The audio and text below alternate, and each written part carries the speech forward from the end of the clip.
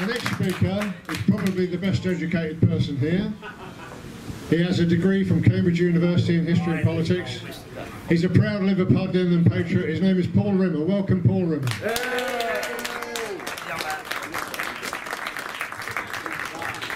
That was a long time ago and I've forgotten all of it.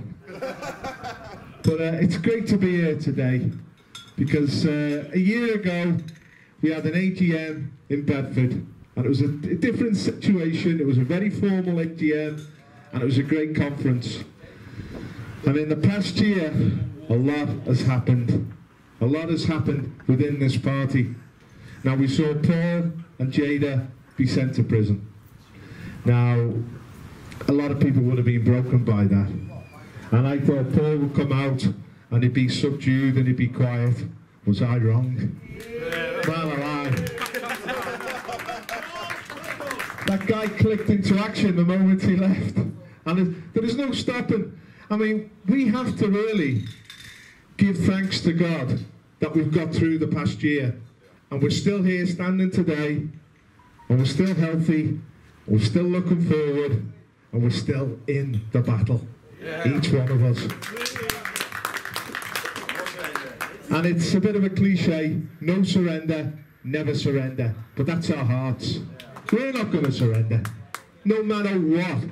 And I believe that is the true British spirit. We represent the whole thread of our history.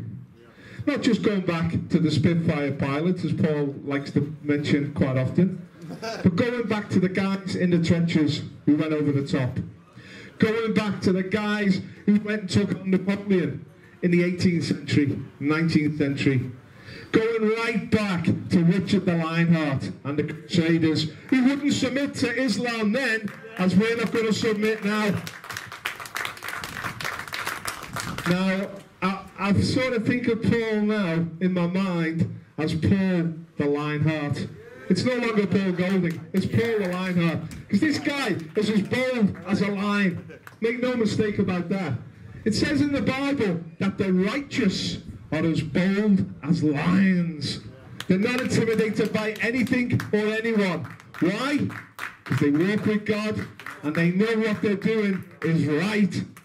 We are standing on truth, guys, and we're standing up for what is right. Let's get the first thing. This is our country. Let's assert that every day. It doesn't belong to Islam. It doesn't belong to Theresa May. It doesn't belong to Jeremy, the Jew hater, Corbyn. It belongs to the British people. And we're not going to let that go. And we're not going to be told that it doesn't belong to us. That we're now subjected to Sharia law. And we've got a dhimmi status. And we've got new overlords. And we have to bow the knee to them. Just like the army generals do. No way. How despicable is that? That the leaders of our armed forces now bow the knee to the Muslim Council of Britain. Who are the Muslim Council of Britain? Self-appointed people. They don't represent us. They don't belong to us. They are now dictating to the army, and the army are jumping at their command. How shameful is that?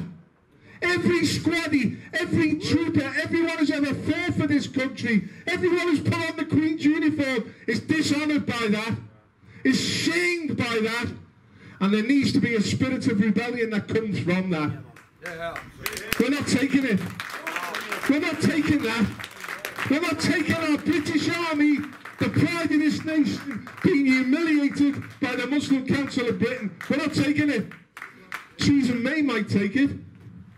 And Jeremy, Jew hater, Corbyn might take it, but we're not taking it. And there's one other guy who's not taking it, whose mother was from Scotland, from the island of Lewis. His name is Donald J. Trump.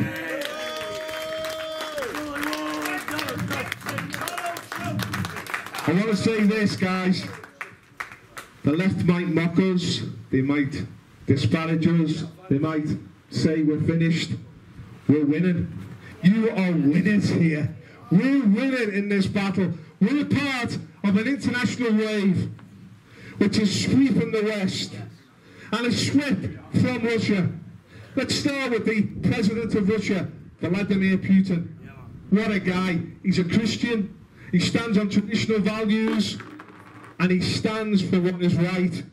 And he has created a momentum across Eastern Europe, which has fed into Poland, was fed into Viktor Orban in Hungary, has fed now right across Eastern Europe, and they basically put up a wall. It's like a new Iron Curtain and say, Islam is not welcome here. Keep out. And so we got the presenter on Newsnight, and she says, isn't that racist? And the Minister of Poland says, my duty is to my people. I have got to keep my people safe. I've got to keep my young girls safe.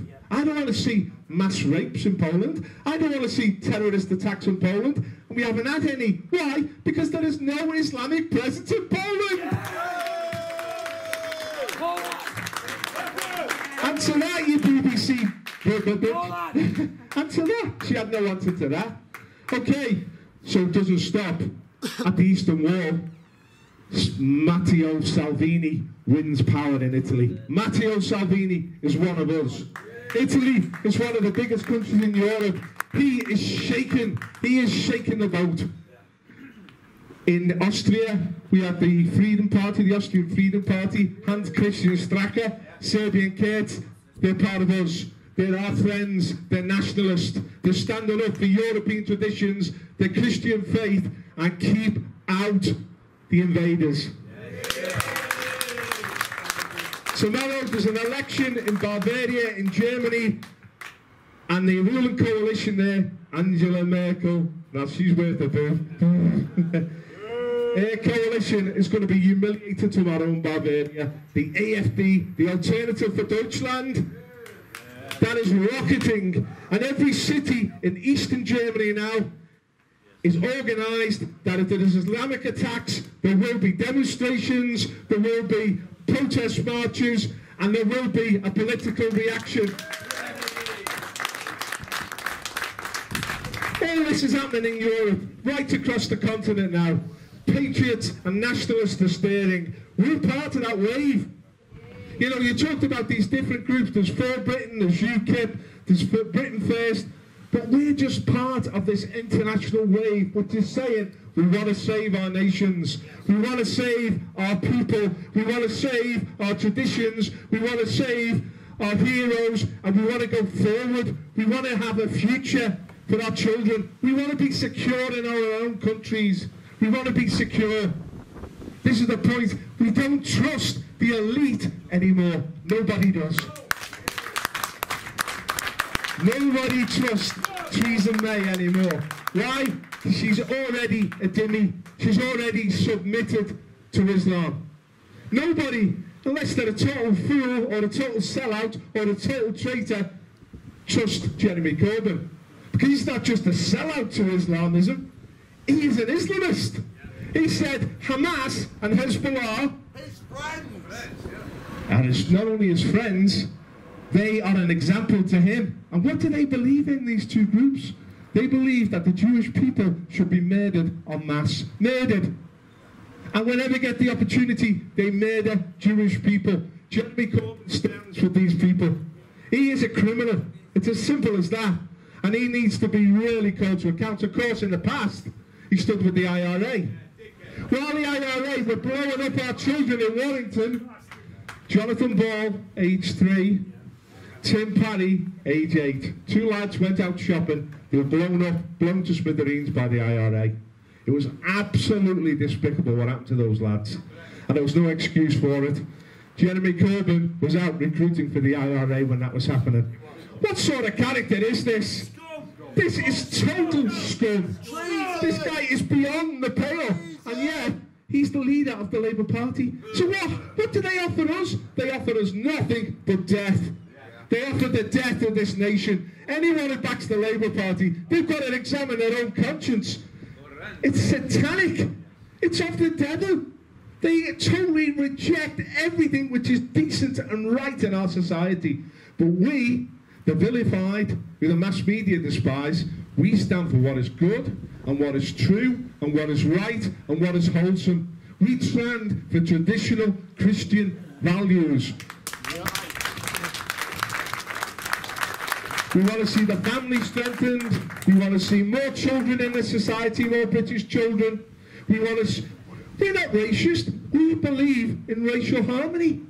We welcome people who came, like the Windrush generation, who have now integrated into our society. They're welcome here, and they're our friends and our brothers. But what we will never accept is a group that comes amongst us that doesn't want to assimilate with us, doesn't want to integrate, doesn't want to become brothers with us. They want to replace us. They want to dispossess us, take what is ours, and impose themselves upon us. They are a threat to us, and we can never compromise with that, because these people will never compromise with us. If there's ever civil war in this country, it won't be us who start it, it'll be them. Because they're on the march, they're on the battle. But there's one man again, I come back to him, because he's the key player in all this. Donald Trump, President Trump. He has now got the whole Republican Party united behind him. He's now getting the whole of America united behind him. And what we stand for, what we believe in, he believes in true. He believes in this. And George Soros, the demon who's against us, he said this. He said, he's undoing our whole globalist agenda. Because he's not only withdrawing America from the United Nations and all these, like we're withdrawing from the EU, he's not only withdrawing from these international organisations, he's changing the whole philosophy of the world. He's saying he's making people realise that the future is not in these global institutions and the death of nations and one-worldism and the elimination of peoples. No, the future is in putting America first, putting Russia first, putting Germany first, putting Greece first, and putting Britain first. Donald Trump showed that one man can change a nation. Donald Trump showed that the most important thing is politics. People talk about this, they talk about that, this, demographics, whatever. It's politics that is key. You've got to take control of the state, because the state has power, it has resources, it makes the law. You've got to be a political force. And Donald Trump realised that. And he set a goal to take over the American state. Now, he was just a businessman from New York. He had so much opposition from within the political realm, not just the Democrats, but the Republican Party as well. He had opposition from the globalists, from George Soros. He had huge opposition, but he had the balls to take on the whole establishment, and he won, and he's winning every day, and he's not sick of winning, and he's not going to give up. And the thing about Donald Trump is, he loves this country. He loves the people of this country. He regards himself as British because his mother was Scottish. He also loves Germany because his old fella came from a German background. He is concerned about what's happening in this country, and he's not going to let this country fall by the wayside. I've spoken to Americans close to Donald Trump, and they've said to me, once we've sorted out America, and we're right on the way to doing that, we're going to sort out Europe as well. And what we need in Europe, and this is the crux of the issue, we need allies. We need political parties in Europe that will stand alongside us, fight with our agenda. We need individuals who will rise into leadership, who will be able to mobilise support. And we're part of that, guys. Paul Golding is one of those leaders. This movement has got tremendous potential because the British people want leadership. They want to fight back. Now, I saw the video in Ballymena. I mean, you know, this is, in a sense, this was almost miraculous. Paul had come out of the prison. He was isolated. He was pushed to the margin. He was shut off all the social media platforms. He got no access to the public. He puts out a video in 2 or 3 days, 500,000 hits. People are hungry for what he's got to say and what he's doing. I think that's really stirred things up, what happened in Ballymena. It's really stirred things up, because the Northern Irish have got a strong identity and they're not happy. They're not going to sit back and allow themselves to be pushed aside. They're going to fight back. They could be the catalyst for the fight back throughout these islands. We've got to let go of the past. I'm not interested anymore in Catholic and Protestant, Sinn Féin and DUP. We've got a new enemy on the agenda here, an enemy which is more serious than anything we've ever faced.